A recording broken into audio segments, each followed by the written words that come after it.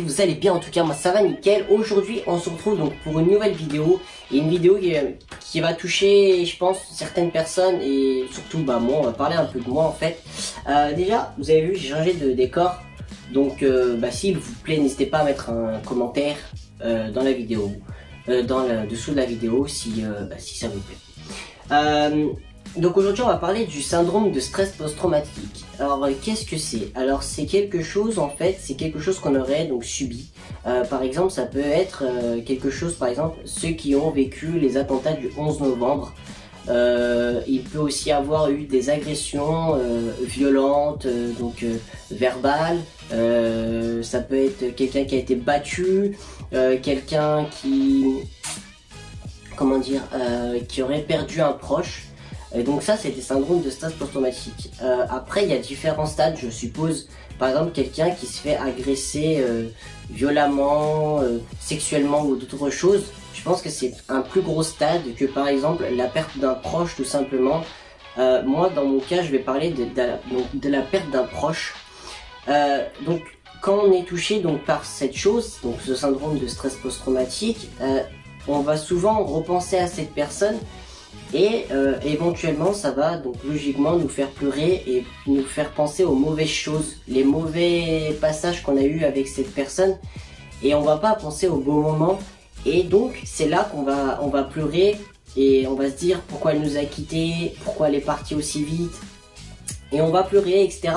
Et ça va nous mettre dans des états qui vont pas être bien. C'est comme si on avait un appareil photo, je sais pas si vous connaissez, et quand on appuie sur le bouton, vous savez, ça change les images et ça nous met des flashbacks comme on va dire, et ça nous remet en situation par exemple, et c'est là où on va être triste. On va revivre des moments qu'on avait par exemple avec le proche, donc de la famille par exemple. C'est un membre de ma famille qui est parti il y a 1 an et demi à peu près. Et on va revoir donc des images. Après ça peut être des images bien et des images pas bien, mais il y a des images bien aussi. Et c'est là où on va être triste éventuellement.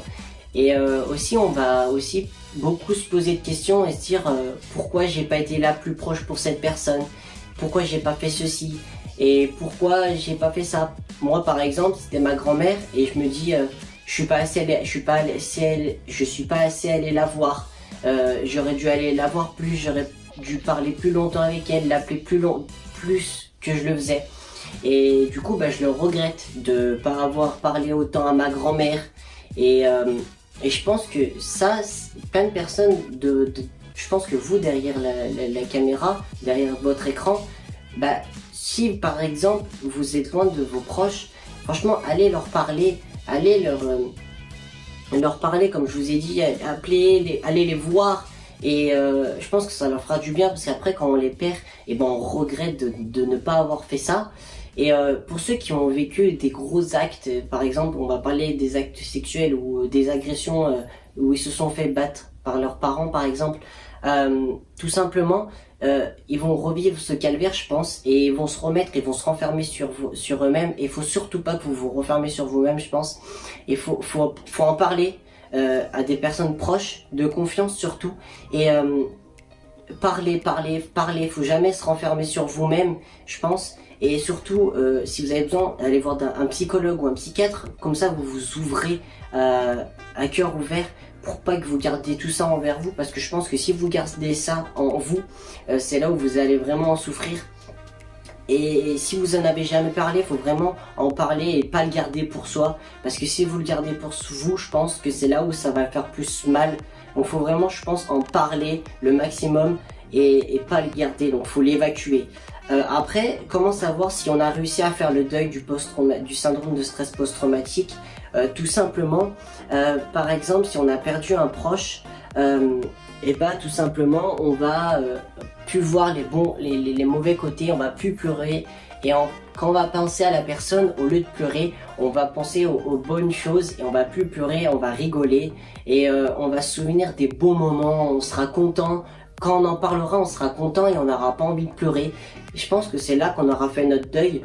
Et après, pour ceux qui ont fait qui ont des gros stress post-traumatiques, je pense que si vous avez réussi à faire votre deuil, c'est quand par exemple, s'il y a des procédures en cours, et ben que la personne qui vous a fait du mal, et ben elle est condamnée ou que vous avez été reconnu comme victime, je pense que là, vous commencerez à réussir à faire votre deuil.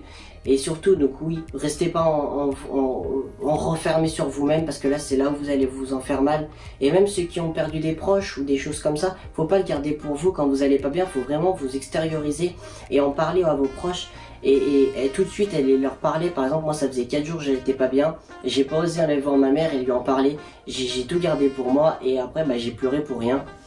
Donc vraiment allez parler à vos proches, je pense, et c'est la seule solution. Et voilà, je pense qu'on arrive déjà à la fin de cette vidéo. Donc c'était le syndrome de stress post-traumatique. Donc c'est des symptômes aussi, donc qui va nous faire broyer du noir, nous faire pleurer, etc. Et ne plus avoir envie de vivre, ou tout simplement ne plus avoir envie d'avancer, plus envie de se lever. Et faut pas penser à ça, faut vraiment se battre, vivre jour au jour et pas penser aux mauvaises choses et vraiment parler. Parler, et vraiment pas parler de tout.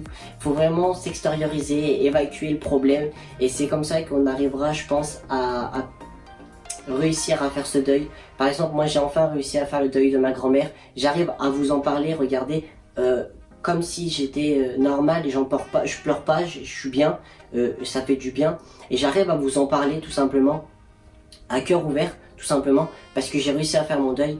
Et donc j'espère que cette vidéo peut-être vous aura aidé, et pour ceux qui ne connaissaient pas le syndrome de stress post-traumatique, j'espère que vous comprenez à peu près. Après peut-être que je ferai une vidéo un peu plus approfondie sur le syndrome de stress post-traumatique, donc pour les cas un peu plus graves, je verrai.